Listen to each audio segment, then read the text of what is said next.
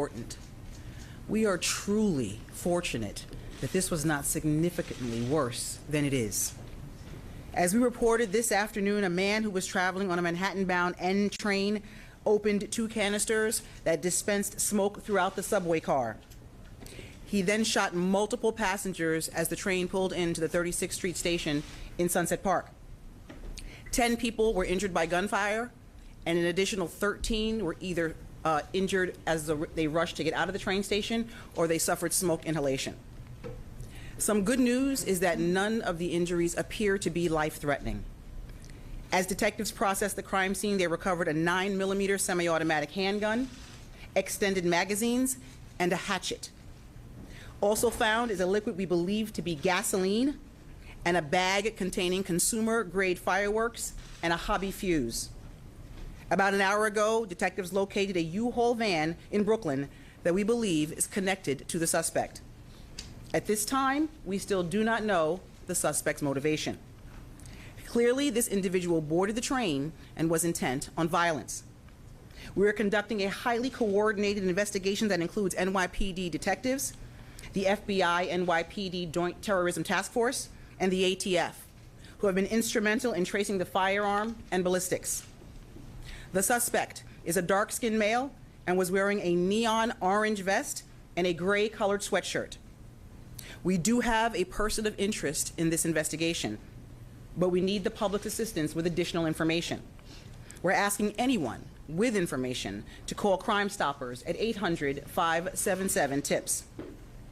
We know this incident is of grave concern to New Yorkers.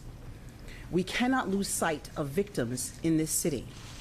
We will use every resource we can to bring those to justice who continue to prey on the citizens of New York. I'll ask Chief James Essick to come in and give details of the investigation.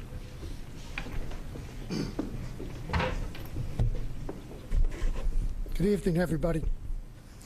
Today at 8:24 a.m., aboard a Manhattan-bound N train, 10 people were shot, 7 males, 3 females, and they were removed to area hospitals. An additional 13 people suffered injuries related to smoke inhalation, falling down, or a panic attack. The information I'm about to give you is preliminary, and it's subject to change right now. As that N train was between stations 59th Street and the 36th Street stations, seated in the second car in the rear corner was a dark-skinned male. Various descriptions of his height are given. He is heavy-set, wearing an orange-green nylon-type construction vest. He also had on a gray hoodie, a surgical mask, and a neon green construction helmet. As the train approached the 36th Street station, witnesses state the male opened up 2 smoke grenades, tossed them on the subway floor, brandishes a Glock 9mm handgun. He then fired that weapon at least 33 times, striking 10 people. The male then fled the scene, and detectives are actively trying to determine his whereabouts. Recovered at that scene was a Glock 17 9mm handgun, 3 extended Glock-type magazines. 1 was still in the weapon, 1 under a seat, and 1 in a backpack. We had 33 discharged shell casings, 15 bullets, 5 bullet fragments, 2 detonated smoke grenades, 2 non-detonated smoke grenades, a hatchet, a black garbage can, a black milk-type style rolling cart, the gasoline, and a U-Haul key. The U-Haul key at the scene led us to the recovery of a U-Haul van a short while ago in Brooklyn. The male, who we believe is the renter of this U-Haul in Philadelphia, is a Frank R. James, male, 62 years old, with addresses in Wisconsin and Philadelphia. We are endeavoring to locate him to determine his connection to the subway shooting, if any. The 2 crime scenes, the subway and the van, are very active and are still being processed. We are asking for anyone's help with information, cell phone video, witness information, or if they can identify the perpetrator or the renter of this vehicle, to call Crime Stoppers at 1-800-577-TIPS. There is a $50,000 reward out right now.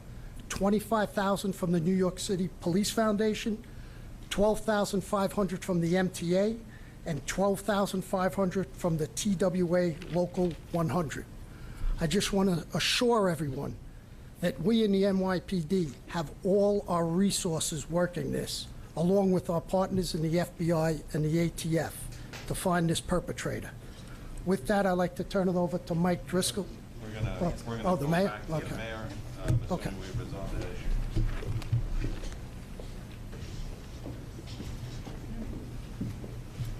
Mr. Mayor, we're ready for you. Thank you, Commissioner and Chief. As we indicated, today was a difficult day for New York. And days like these are playing out too often in cities across America. As mentioned this morning, we witnessed an act of violence and evil in the heart of Brooklyn, where a shooter attacked a subway car full of innocent people at the 36th Street station. We saw a quiet Tuesday morning turn the N train into a war zone as a smoke bomb was detonated and multiple shots rang out. We witnessed 20 individuals have been injured so far, as it was mentioned. And thanks to the quick thinking of the MTA crew and the bravery and cooperation of passengers, lives were saved. And thanks to our first responders, the injured were quickly taken to area hospitals, and all of them are expected to recover. You know, I have been realistic and outspoken about my commitment to protecting public safety. I stand by that and will continue to do everything in my power to dam the rivers that feed the sea of violence. But this is not only a New York City problem. This rage, this violence, these guns, these relentless shooters are an American problem. And it's going to take all levels of government to solve it. It is going to take the entire nation to speak out and push back against the cult of death that has taken hold in this nation. A cult that allows innocents to be sacrificed on a daily basis. A country where buying weapons of mass destruction is as easy as picking up a piece of plywood or a garden shovel. A country where there are more guns than people. There are over 400 million guns in this country alone. The U.S. gun homicide rate is 26 times that of other high-income countries, where over 100 people die in gun violence every day. Guns are the leading cause of death for American children and teens, like the 16-year-old baby we lost in the Bronx. From schools in Columbine, Sandy Hook, and Virginia, to music festivals in Las Vegas, to nightclubs in Orlando, to movie theaters and yoga classes across the nation. These killers have used weapons of mass destruction to massacre innocent people. They control no armies or military forces, yet these individual killers terrorize our nation. I have often said that this city is not going to adapt to dysfunction. Ending gun violence means changing gun laws. We cannot clean up a flood when the water is still pouring into the basement. And we can never stop the killing if we cannot stop the guns. To be clear, we will not surrender our city to the violent few, and we will not surrender all of America to this cult of death. The sea of violence comes from many rivers. We must dam every river that feeds the greater crisis. That is the work of my life, this administration, and this police department. I will not stop until the peace we deserve becomes the reality we experience. You have my word as a former police officer, a fellow New Yorker, and your mayor, that we will end this epidemic, and that will capture the individual responsible for today's attack. We will capture him and prosecute him to the full extent of the law. Thank you, NYPD, FDNY, our first responders, and the collaboration from the federal government, the state, the city agencies. Thank you, Mr. Mayor. I'd like to turn it over to Assistant Special Agent in Charge at the FBI New York office, Michael Driscoll. Thank you, Commissioner. I want to start by expressing our hopes and prayers that the victims of this event will enjoy a quick recovery. They are our primary focus right now. I also want to echo the thanks for the partnership to the NYPD, the ATF, and all the partners who are contributing to this investigation. Right now, the FBI NYPD Joint Terrorism Task Force is fully engaged with this investigation, providing assistance through manpower, technical assistance, and basically everything we can throw at it. We expect the process to be a long one as we gather all possible information to track down all possible leads. And I would encourage you, as it was mentioned earlier, to please reach out to the NYPD tip line at 1-800-577-TIPS. And I would also add, as frequently the case in many of our current investigations, everyone's got a cell phone in their pocket. There's a lot of video out there. If you have digital information that you'd like to share with us in connection with this investigation, please visit fbi.gov/Brooklyn shooting, where you can upload that information. So we are seeking the public's help. You heard mentioned before of a name of possible interest. Videos would be particularly helpful, or any other additional witnesses who have yet to come forward that can provide information that might help this investigation. So thank you for your participation, and I thank everyone for their partnership in the course of the investigation. Thank you. We'll take a couple of questions. Yeah, Commissioner Sewell, is it the belief that he fled on foot after abandoning the van, or not? We are not sure where he went at this point. That is subject to investigation. We have a number of resources that are combing on foot and doing video canvases as well to determine where he went. I'm sorry. Commissioner, you posted videos online talking about being a victim to the mayor's mental health programs. Can you talk to us about this? Do we know to the department? So based on some preliminary information, there are some postings possibly connected to our person of interest where he mentions homelessness, he mentions New York, and he does mention Mayor Adams. And as a result of that, in an abundance of caution, we're going to tighten the mayor's security detail. Yeah. So just to be clear, so this person, Frank James, he's not the person of interest that is in custody at this moment? I'm going to have him answer that. We have no one in custody at this time. No. We are looking for Frank James. We know he rented this U-Haul van.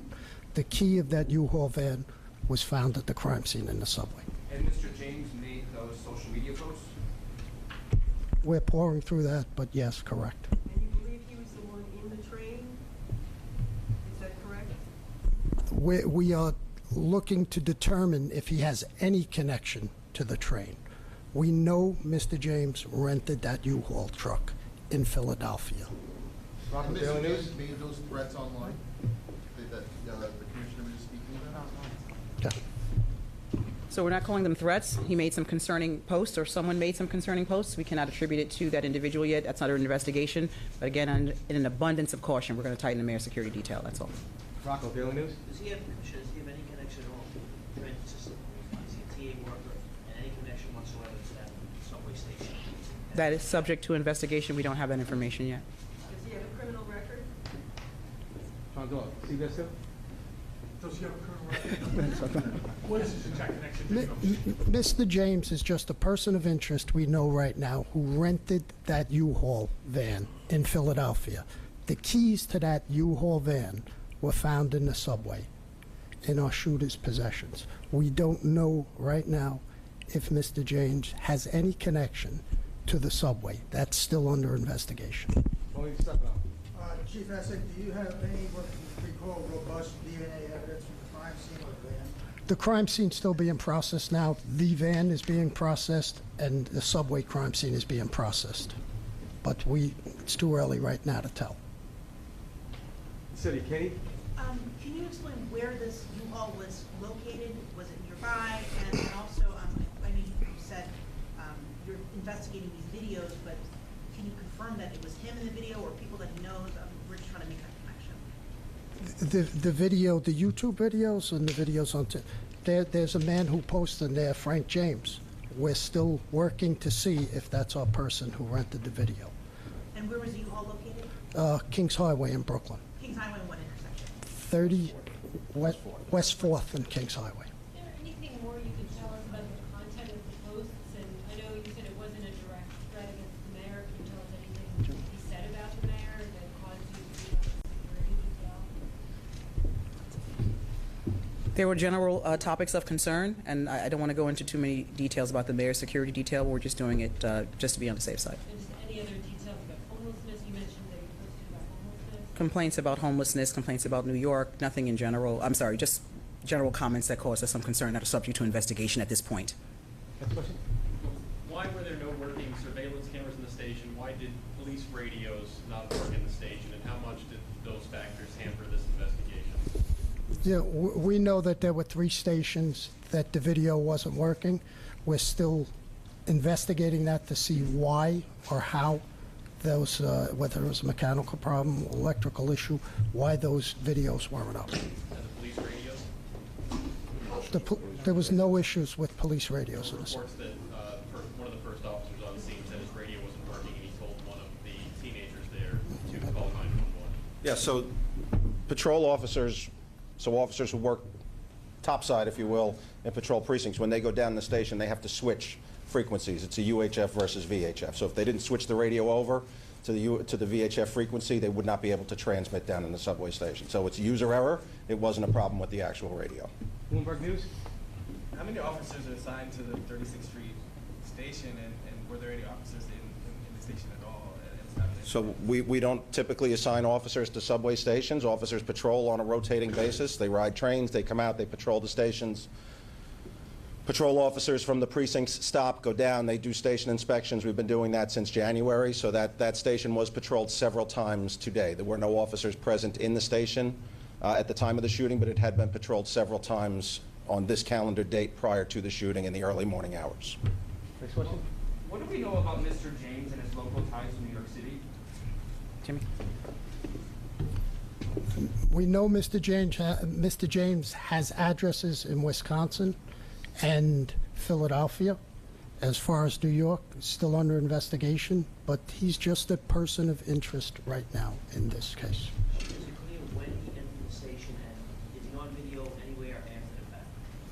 We know the shooter was entered the station on Kings Highway. So we're asking for anybody who knows from Kings Highway to 35th Street is 8 stops. Anybody who sees him with any information, please call Crime Stoppers. When was James last seen? Is that clear? Is he on video at all? We literally have hundreds of detectives out in the field right now pouring through video at train stations, the egresses, the recovery sites of the vehicle. So we hope to have clearer pictures of who we believe is the shooter. 2 more questions. CNN. About the weapon that was recovered, has that been traced back to Mr. James at all? And is there any likelihood that, or how confident are investigators that he is the same person that pulled the trigger today? As far as pulling the trigger, that's still under investigation. As far as the firearm is concerned, we know it's not part of a multi-sale. We know it's not stolen. We're working with our partners in the ATF to track back to the point of sale and then move forward on that gun. Okay, last question. Your physical description of James, does it match the description that's already been put out today? Again, as I said, there was 2 smoke grenades thrown. We have various descriptions of height. I gave the description out of the man with the vest. We're looking through all possible leads on our person of interest. I think if you look at our social media, you'll see 2 photos of the person of interest. All right, thank you very much. Thank you, everyone. Thank you.